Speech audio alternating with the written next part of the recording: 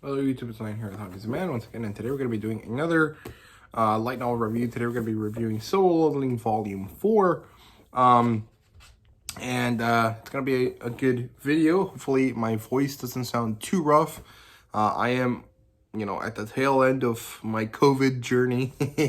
Basically, I've been sick for about 5 days. It should be the end of this, so most of my symptoms are going away.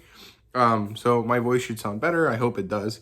And, yeah, so Solo Leveling Volume 4. This is written by Chugong, published by Yen Press under the Yenon thing. I don't know if they're going to change it over to Issei Press,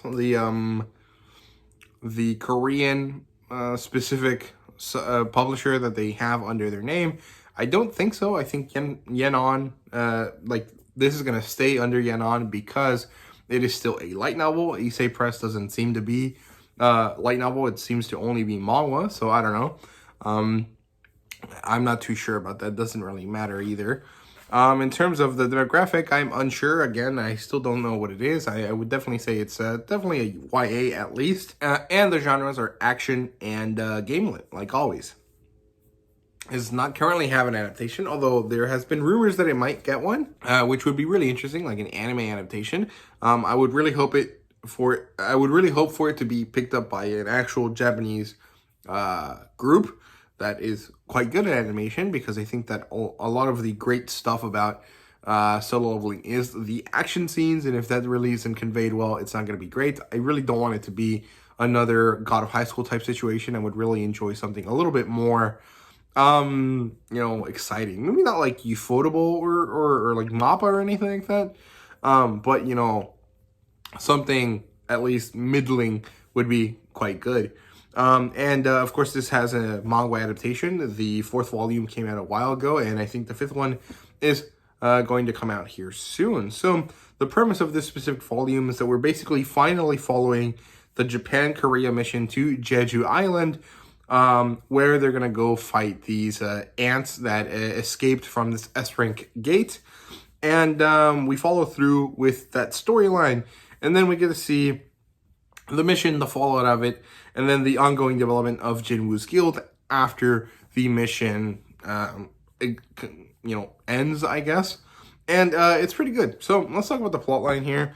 I think it's pretty great. It's actually pretty amazing. It's really enjoyable. I really enjoy the pacing and just the excitement that I get out of listening to Jinwoo fight all of these monsters all the time, right?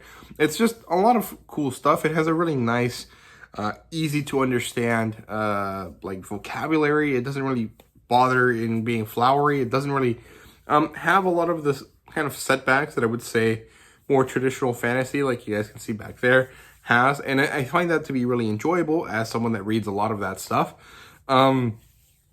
It's also just really easy to follow, and I like that a lot. And in terms of the actual plot points here, we have the end of the demon castle thing.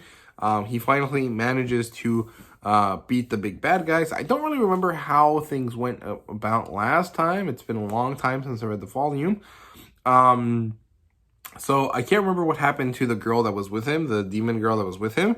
I think she just left, or he told her to leave because he was about to kill the big bad from the demon castle, but I can't remember. But he finishes the demon castle thing, he leaves, and he manages to finally craft the elixir of life thing that he was looking for.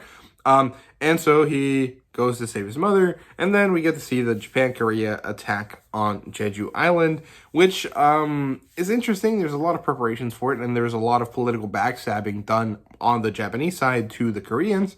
And then we get to see Jinwoo show up to, basically clean up everyone's mess, because it was pretty fucked up what they did. And after that happens, we get a lot more people drama. We get to see some development between Jinwoo and Hain Cha, the 1S rank girl from Korea.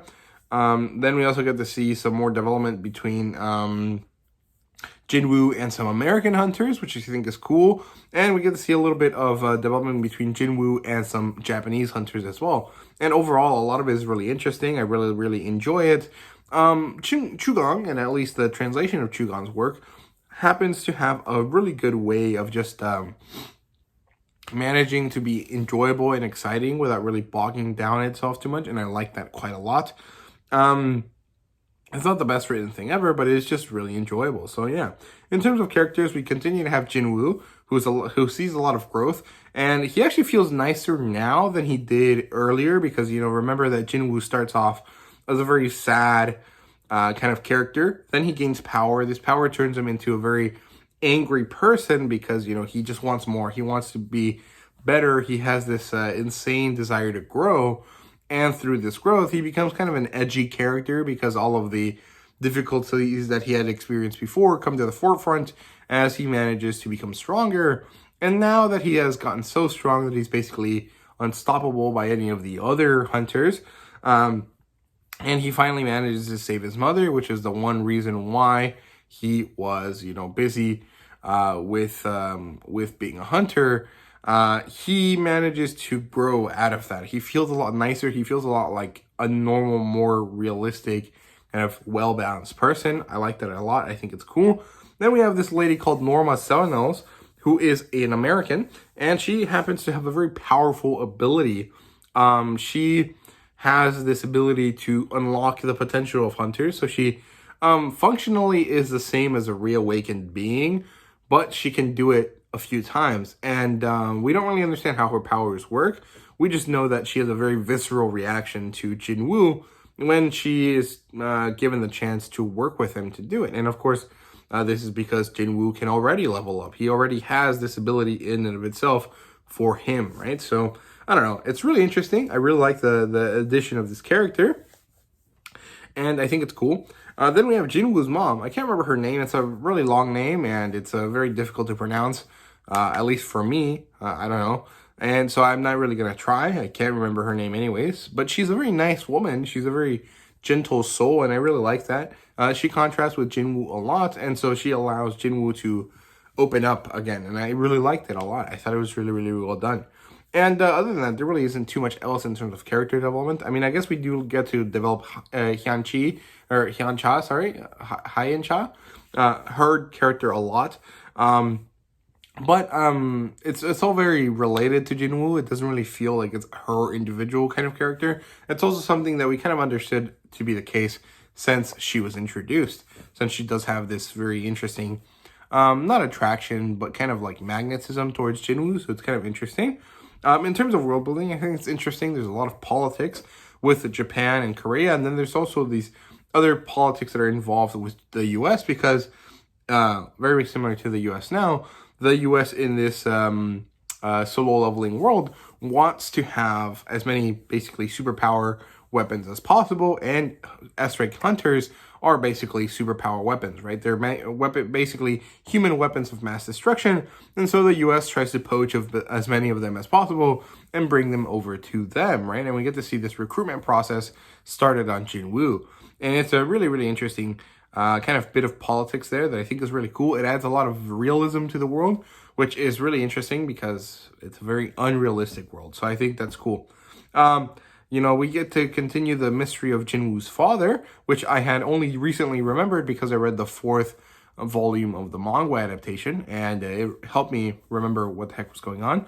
I also find it kind of funny that he reminds me of Jin Mori's grandpa from God of High School. I think that's just like a very classic looking, like, old, powerful man kind of vibe, which is cool.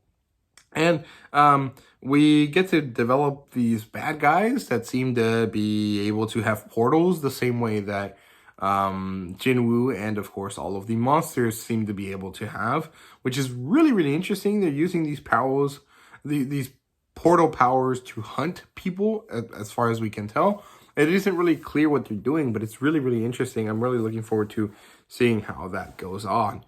And yeah, in terms of a rating, this is a 5 out of 5 light novel. I really enjoyed it. I read it all in one sitting, and it was just really awesome and really enjoyable. I had a lot of fun reading it, and primarily, that's all I really care about. The fact that it's so easy to read in one sitting is also really attractive to me, which is why I started reading light novels, because they're significantly easier to read, a lot less time consuming, and just less intensive than all of the more classic American style light novels that I like to check out with as I grew up, right? So yeah, 5 out of 5, super great, super enjoyable, really fast and easy to read, and a lot of great action stuff in it. So yeah, like always, I definitely recommend this, and there really isn't much else to say, so I hope you guys enjoyed the video. If you did, please leave a like, subscribe, and comment down below. Let me know what you thought, and thank you guys very much. See you guys later.